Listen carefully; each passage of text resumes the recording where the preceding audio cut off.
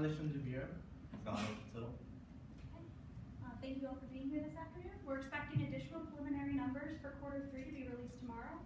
We're here to discuss what Fed actions we can expect moving forward. Let's begin a discussion on the current state of the economy, beginning with the most recent FOMC meeting. Well, the Fed's been addressing the fact that inflation's coming stubbornly below target while engaging in contractionary policy by beginning their long-stated normalization policy. In October, the Fed began their normalization policy, beginning to roll back on their holdings, initially $6 billion in Treasury securities and $4 billion in mortgage-backed securities maturing monthly. That number is expected to increase by $10 billion per quarter until it reaches $50 billion. Additionally, the Fed voted unanimously in October to maintain the interest rate range in the federal funds rate from 1 to 1.25%. Well, can you update us on the current state of U.S. investment? Absolutely. If you look at real investment as a percent of GDP, it's currently at 17.2%. And real gross domestic product is up 6% from a year ago and has been trending this way with the exception of the first quarter of 2017. In addition, non-residential investment is up 8.3% over the last year, while residential investment is up 1.3% from a year ago. Now, these investment levels are still below levels that were common prior to the last recession. And equipment investment increased by about 3% year over year. Investment has continued their strong play in our economy over the last few quarters.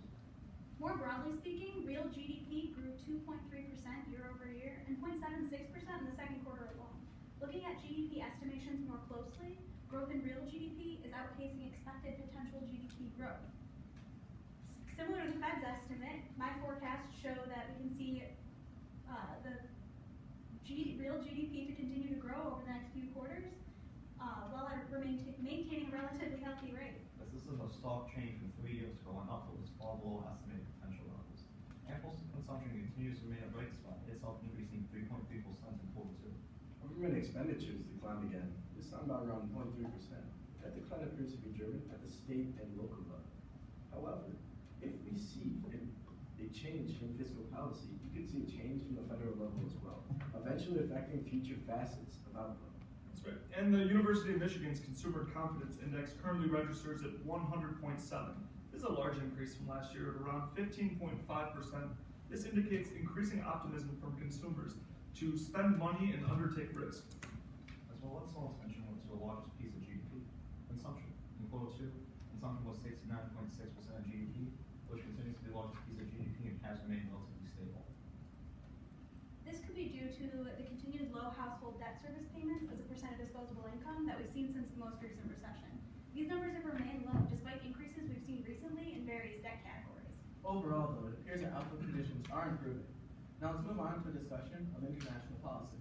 Well, growth rates across the Eurozone picked up in quarter 2, with the entire 19-state bloc growing at 0.6%, with year-over-year growth at 2.1%. The European Central Bank's quantitative easing policy has countered the potential threat of deflation from the most recent round of centrifuges. The tapering offer ending this program is on the table for the next few meetings. Deflationary concerns are far behind the Eurozone, but they've still yet to tackle weak inflation numbers, with core HICP across the Eurozone lying only at 1.2%. This illustrates the continued dilemma of central banks in developed nations not hitting their inflation target. It remains to be seen if the ECB has the tools or credibility to reach their inflation target while maintaining their growth rate. Eurozone growth is not the ECB's prime concern, though. Their mandate is solely price stability, and since 2016, they've been moving nicely towards their target. So I would not discount their efforts. And even with their deposit rate at negative 0.4%, the euro remains to be appreciating against the dollar pretty noticeably, around 4.4%. Numbers just in this morning. Well, in England, Brexit talks on. The Prime Minister May proposing a 2-year transition period after Britain officially leaves the EU in 2019. Britain's relationship with the Eurozone, along with the single market, is not likely to be resolved before 2019. And the Prime Minister just rejected an arrangement similar to Norway's current relationship with the Eurozone. And the Bank of England did just decide to raise interest rates for the first time since 2007 by about 25 basis points, despite all the forecasted growth estimations. The Bank of England has been over their inflation target of 2% for a few months. And along with their slowing growth rate and depreciated value of the sterling, both the Bank of England and the government's moves during the Article 50 separation process are important to keep an eye on. In the Bank of Japan's most recent meeting, they reaffirmed their commitment to overshoot inflation, reaffirming their target for 0% bond yields of government bonds, along with maintaining a deposit rate at negative 0.1%. While the continued role of new quantitative easing policies and role of European controls are important to keep in mind, especially promising increases in recent inflation forecasts as a result of the policies, but the long-term implications Looking closer to home, Canada and Mexico's economies are heavily tied to ours through NAFTA. If we see any change in trade policy, we could see a rippling effect in their economies and ours. Although international policy is important to discuss, I'd like to focus on domestic policy developments. What are we seeing in terms of inflation in the United States and the Fed meeting their target? Well, similar to other central banks, the Fed has seen inflation targets below their target, with a PC increase of only 1.4% year over year. This could be consistent with a flattening of the Phillips curve. Well, that's a good point, Alex. We should keep the relationship between inflation and unemployment in mind. And if we look at PC, excluding food and energy, the increase is only 1.3% from a year ago. The Fed is projecting core PCE to be between 1.8 and 2.1% through 2018, but we're still far below those projected levels. Because of the volatility we have recently seen in energy prices, it is important to keep in mind core measures that may be better indicative of the overall health of our economy. According to my forecast, we can see a gradual increase in core PCE over the next few quarters, but my forecast is still below those of the Fed. Well, we'll continue on inflation accordingly. Mark, would you like to start off on a discussion of the labor market? Absolutely. If you, we've seen improvements in a number of facets of the labor market. Among the more promising facets is that of the unemployment rate, which is down to 4.1%. Additionally, in terms of the labor market, we've seen the median duration of unemployment and the number of workers voluntarily separating from their employers return to their pre-recessionary levels, showing robust recovery in the labor market. Well, with estimations of the natural rate of unemployment, our current unemployment rate is below the natural rate of unemployment, which reinforces the improvements that we have seen in the labor market. It is important to discuss the difference between the U6 and the U3 rates when accounting for marginally attached and workers that are part-time for economic reasons. The unemployment rate really is at 7.9%. At this point, I don't think that's relevant. The U6 rate has been tracking the U3 rates, which is consistent with all recovery periods. And the Fed makes policy based off of mainly the U3 rates, and this policy that the Fed's going to be making going forward, and always has. Now that that's taken care of, during the month of October, the economy added 261,000 jobs, contributing to the monthly average job growth of 169,000 over the past year. There have been 1.68 million jobs added this year, but we could still see lower total job growth compared to 2016's 1.8 million. Although most of these indicators are positive, one thing we failed to look at is the labor force participation rate, which has been on a long-run decline since the turn of the century. Yeah, since the year 2000, the total civilian labor force participation rate has fallen 4.1 percentage points. What I find more shocking is the decline in primary males participating in the labor force, which has declined by about 10% since 1990. With the total civilian labor force participation rate at 63%, our estimates indicate that we could see a potential decline in labor force participation over the next few quarters. Where there's a good case that this decline could be due to long-term demographic changes, such as the growing proportion of the population at or above retirement age. Now, structural changes like these could explain why we haven't seen an influx of workers as the recovery continues, and thus a falling unemployment rate. Although the demographic changes could explain some of the decline we have seen in the labor force participation rate, it cannot explain all the changes that we've been witnessing, which is why there's a focus on the decline in the participation rate for primary males. Yeah, according to a 2016 publication from the Council of Economic Advisors, analysis suggests that a key cause for declining participation rate in prime age males has been a reduction in demand for less skilled labor, as well as lower wages for less skilled jobs. The lower demand for labor due to capital augmenting productivity shocks could explain some of the downward pressure we're seeing on real wages. This, in combination with the decline in the labor force participation rate, might explain why we haven't seen significant changes.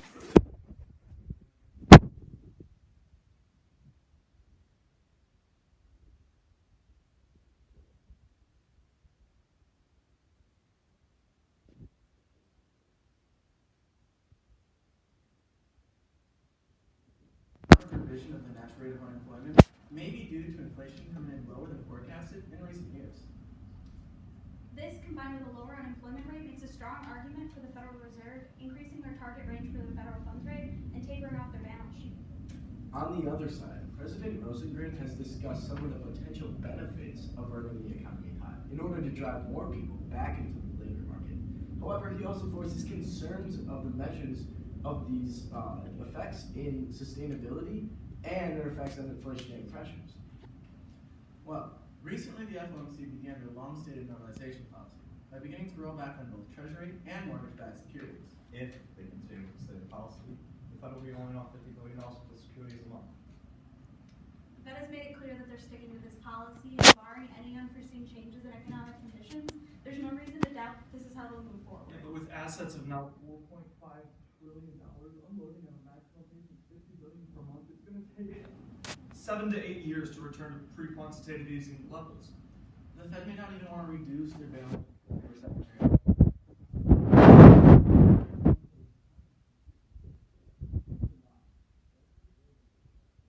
Behind mobilization policy timing, which is primarily the Fed's abilities to utilize the federal funds rate as a way to respond to deteriorating economic conditions. The Fed has these concerns. Shouldn't we as well? If the Fed has these concerns, this could indicate that the macroeconomic indicators that we initially discussed aren't as strong as we initially discussed. At this point, the Fed is confident in their ability to react if a situation that requires their reaction occurs. Between this and the fact that it's unlikely that consumers will be directly affected by these changes, at this point, overreaction is unnecessary. I agree, but due to unprecedented nature of having a central bank balance sheet on this size, the long-term implications are insulting. Either way, in addition to this policy, the Fed is likely to increase the federal funds rate by 25 basis points to keep in line with estimated increases for 2017. Currently, though, the federal funds rate is between 1 and 1.25%, which is still far below post-recessionary expectations from the Fed. Yeah, in theory, these rate hikes should increase borrowing costs on credit cards, loans, and other types of debt. But as we have not seen as sharp of a rate increase as the Fed initially projected, the effects on borrowing have been negligible, as evidenced by the fact that mortgage rates are still as low as they've ever been. Although this contractionary policy is important, let's focus on the unprecedented reductions we're seeing in the Fed's balance sheet. Now, while QE1 was unprecedented to begin with, and we can expect the Fed to hold on to the assets associated with quantitative easing indefinitely. Still, it remains to be seen if the market can even handle absorbing this amount. At this rate, $1 trillion is going to fall off the balance sheet by July of 2019, which is, to be honest, a glacial pace, but the Fed's made it clear that market issues would be transitory. The markets are not priced in nearly as dramatically for balance sheet unwind as it initially was introduced. This could be mainly due to uncertain nature of the implications of bond holdings. Markets do seem to be waiting to see how this money tightening will play out, whether it be a one-for-one reversal of quantitative easing or a lesser blow. The Fed is gradually increasing their target range for the federal funds rate while slowly beginning the process of unwinding their huge stockpile of bonds and mortgage-backed securities at the same time. The market impact of the announcement was minimal. Many believe that the unwinding of the Fed's balance sheet could be offset by the purchases of assets from European and Japanese central banks. Markets are hesitant to price for this unwinding. Well, the Fed is not engaged in contractionary policy, the rest of the world, except England, is not engaged in expansionary policy. And this could represent the extent of the market reaction we have seen to the unwinding of the balance sheet. There might be a delayed market reaction altogether, even after this unloading policy occurs. This is unprecedented, and no one knows what will happen. Janet Yellen was spot on. The Fed shouldn't worry about market speculations and reactions at this point. The Fed is going to evaluate, reevaluate, and evaluate some more once they see the empirical results of this policy priced into the markets. Well, I don't know what the Fed's still mandates saying anything about the market's price. The Fed will look at policy outcomes as they filter and alternate economic indicators. The market reactions are transitory. The Fed bases their analysis on feelings rather than market reactions. The Fed's current policy, as stated by the FOMC, is to gradually increase the target for the federal funds rate and the reduction of Treasury bond and mortgage-backed security holdings by slowing the investment of these long-term assets. The Fed will stick to its policies, barring dramatic, unforeseen changes. But monetary policy is not enacted in a vacuum. The Fed must account for market turbulence. The job of the Fed does not pertain solely to market smoothing, but rather to price stability and full employment. Okay, I think we've thoroughly discussed the outcomes of Fed's normalization process. We'll just have to wait and see how this unprecedented situation unfolds.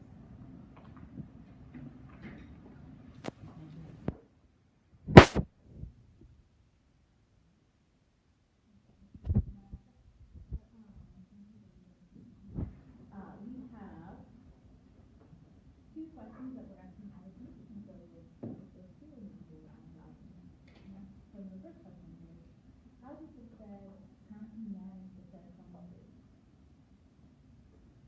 So the federal funds rate,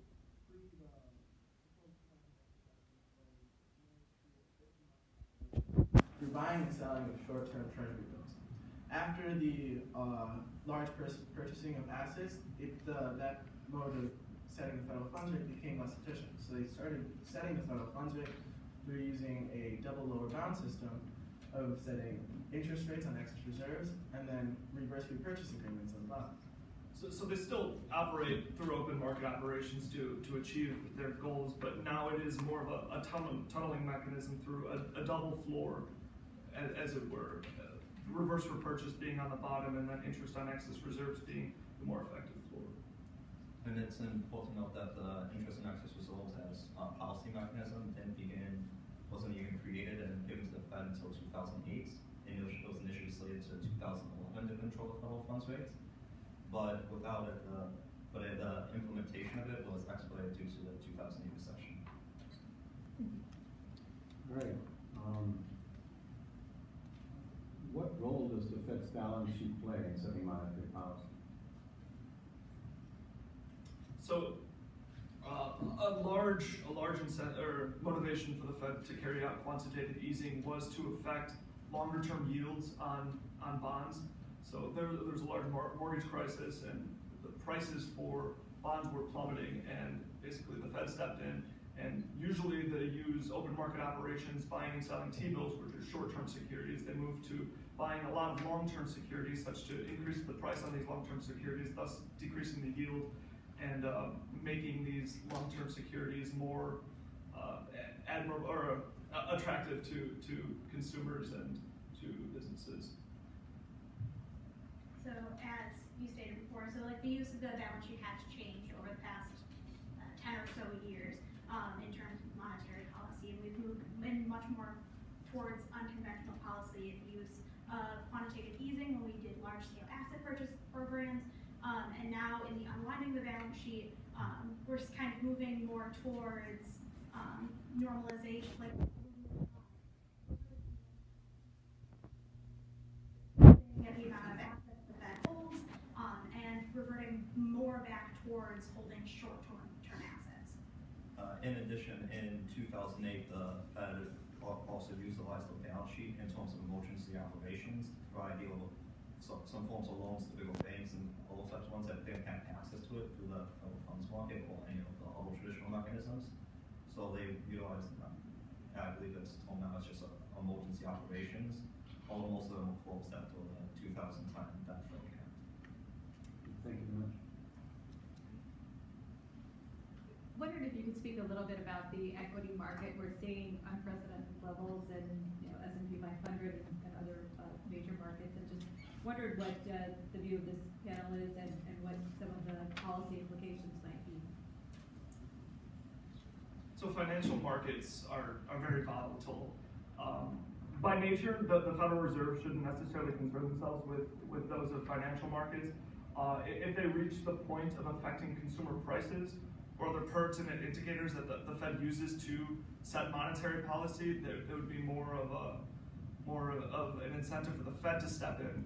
However, uncertainty in financial markets are kind of funky because they're one, very volatile, and two, they don't really have as much underlying valuation in consumer prices. They're more of a abstract consumer sentiment towards how the market is doing. It's more of just kind of an anticipation of perceived value, and that's not really pertinent to monetary policy, as is those set policy based on core PCE more. So if it affects consumer prices or the other aspect of the dual mandate, the full employment, then they'll definitely pay more attention to volatility in markets. But until that happens, I would say that it's less important. And it also shows in terms of how equity markets function, it shows that in recent years, in the past year, we've seen an increase in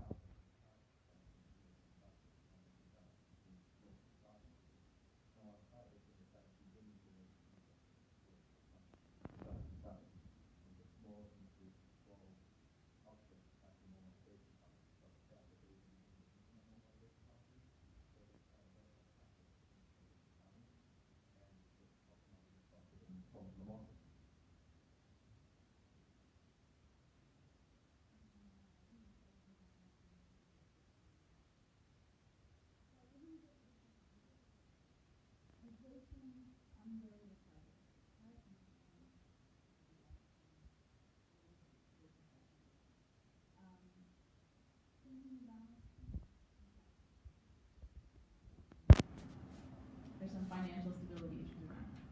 With raising the Fed funds rate, also contractionary, right?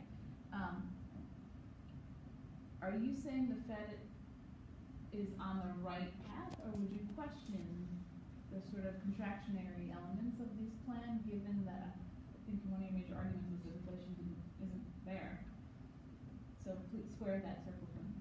Well, as we discussed in our presentation, we have estimations of the inflation increasing in the future. There is time inconsistencies with policy, and so if the Fed waited for inflation to spike, then it would take, because of the time implications, it would take a while for the policy to take effect on the inflation pressures. And so that's why, since we do expect inflation to increase with the unemployment rate currently below the NAIRU, we are trying to get it, the Fed is trying to get in front of that by increasing the federal funds rate slowly and being very clear with their objectives so that people can price the markets accurately. So in her October interview, Janet Yellen spoke specifically to sort of this prompt of, okay, inflation's low, why are we engaging in contractionary policy, which should by nature lower inflation further? And she said, again, there's a lag. There's a typically 3 to 5 year time period for monetary policy, specifically contractionary interest rate policy, to affect inflation markets, or inflation in general. And so what we're seeing is all of these indicators are positive, barring inflation, which has been stubbornly low. But we are anticipating, again, we've got a very low unemployment rate, by some projections lower than the NAIRU now, in addition to other indicators in our economy being very favorable. And so at this point, a lot of those indicators point to inflationary concerns and implications moving forward. And so the Fed isn't expecting inflation to pick up. I think we referenced that we do expect inflation between 1.8 and 2.1 for next year, which is in line with their target. And so moving forward with this contractionary policy, they feel more comfortable with anticipating an inflationary spike. More directly, if we look at the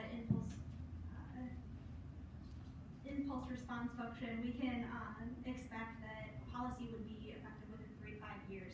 And as we're forecasting PCE to be within our target range, both the Fed is estimating that and our own forecasts estimate an increase in core PCE over the next few quarters. We are we're putting more policy in before we need to react to it. So we're putting it in place before we have to react to the markets. Can I ask you a follow-up on that? Okay. I just want to say, and if you're wrong, and inflation doesn't materialize and it goes down, what are the risks you and Fed run? So the Fed doesn't make hard and fast policy necessarily. They're transitory. That's the word that we were harping on. It is transitory. We are engaging for the first time in contractionary policy in a long time, whether it be in regard to quantitative easing roll-offs or this now rate hike. And we're going to evaluate, reevaluate, and evaluate some more. We're kind of poking fun at that point, but it's honestly accurate. I mean, we're going to keep on evaluating, we as the Fed, evaluating pertinent indicators as they relate to our dual mandate. Yeah, and the gradual increases that we're seeing is a very careful measure. And so we aren't seeing a sudden increase in interest rates. We're seeing a relatively gradual increase, which would actually allow the Fed more time to react if they did see those adverse effects coming into play. And along with that, if they experience one of the main issues that if it comes in below target, the Fed will lose some credibility, ability to affect markets through forward guidance would be greatly diminished, as they wouldn't be seen as being credible and being able to hit their inflation target over the long run. But as we mentioned, the Federal Reserve has to lead the policy slow and methodically, and they're stating the policy very clearly what they're doing, and that in many other public statements they've said that they're always willing to look at and see what the current economic conditions are before moving forward. So,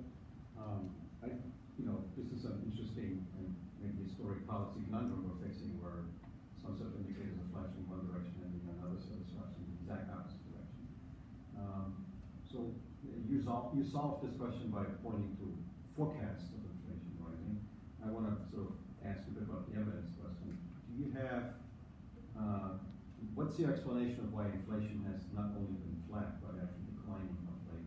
Does this tell you something about, do you question the forecast then? Or, I mean, so is there something going on that may have some more permanence than we would think of usually? I think something that we referenced in the script was a flattening of the Phillips curve, which is the relationship between unemployment and inflation.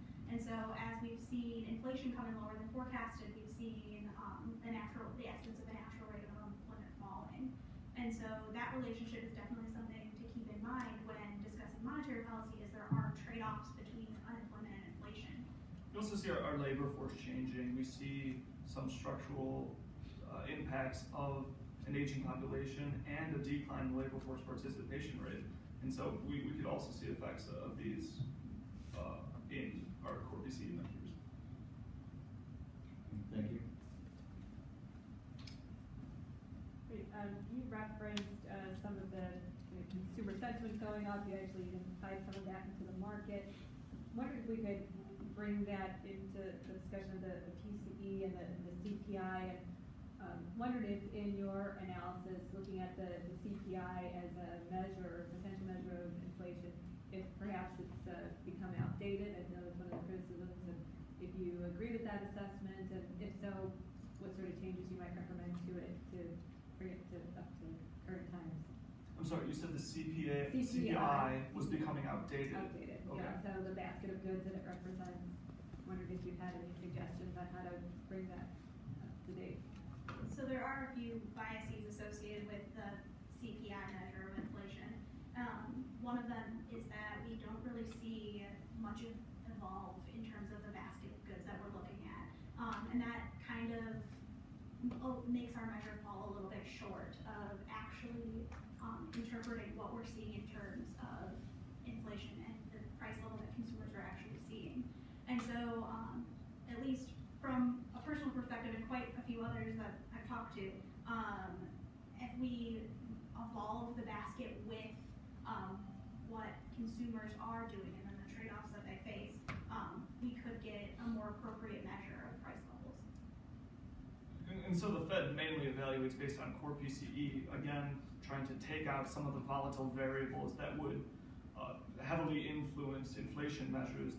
So for example, you don't want to include food and energy in these because they're going to be much more volatile than your typical basket of goods that you want to evaluate moving forward. But as Taylor was saying, yes, maybe evaluate how your basket of goods is representative of goods in the economy and consumer sentiment towards those goods and rising prices there.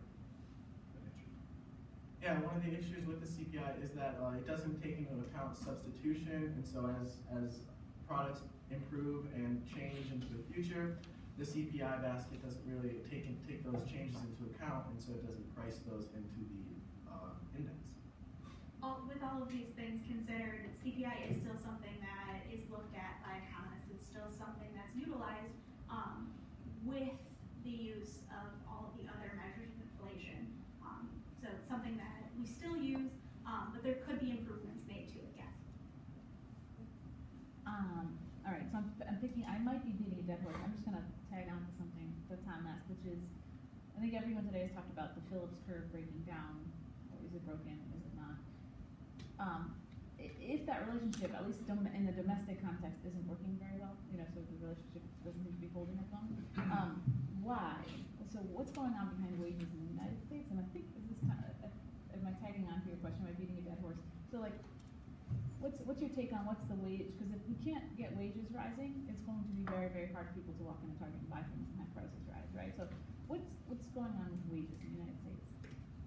So something that we referenced in our script is capital augmenting productivity shocks.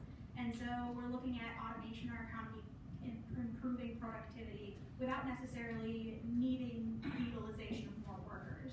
And so when we utilize more capital, that doesn't necessarily put pressure on wages very much. It doesn't really it doesn't encourage the economy to increase wages for workers that are still lower skilled.